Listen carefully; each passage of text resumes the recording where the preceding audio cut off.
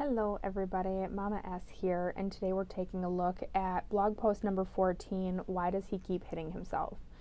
So at last stop, the older boy was moved to a treatment foster home where we had checked in on him so many times and he was doing great there.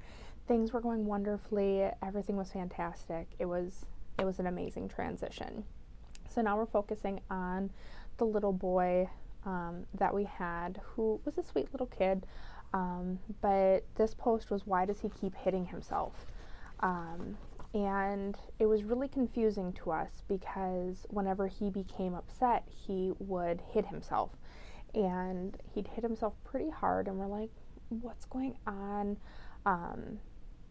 Why is this happening? And we did a lot of research, and ultimately we discovered that kids that have lived through trauma have difficulty regulating their emotions. And so we spent a lot of time reinforcing positive behavior and having big celebrations, like yay and high fives and clapping and all sorts of stuff when things went well, and redirection when things were not going well.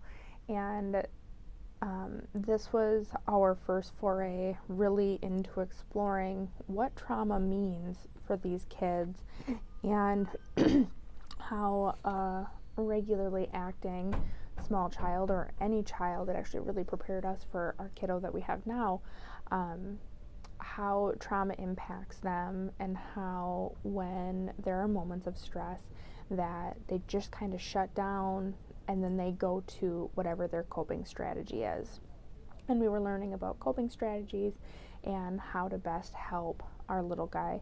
Now, he was extremely young, and so it was very hard to teach him, but we did lots of hugs and lots of celebration and lots of redirection when things were not going well. But this post has a couple of links in there for you to take a look at about signs and symptoms and behaviors associated with exposure to trauma that I just highly recommend taking a look at. It's really interesting.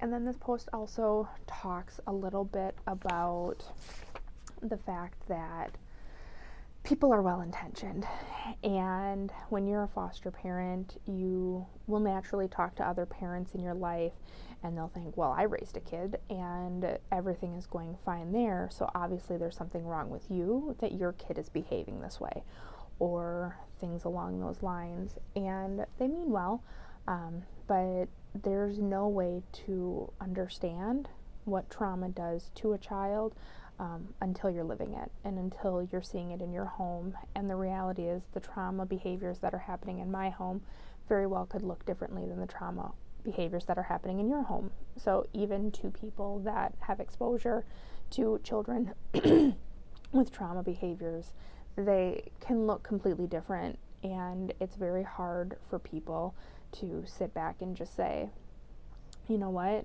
that sounds really hard. I'm here for you in any way I possibly can. We live in a fix-it society, and everybody just wants to fix it for everybody, which is really, really hard. So if you're watching this and you don't have foster kids, and even if you're interacting with other parents, unless they're asking for your help, just offering your support and your understanding, I think, is a really great way to do that. So thank you very much for watching. As always, if you're enjoying, please subscribe. Thanks. Have a great day.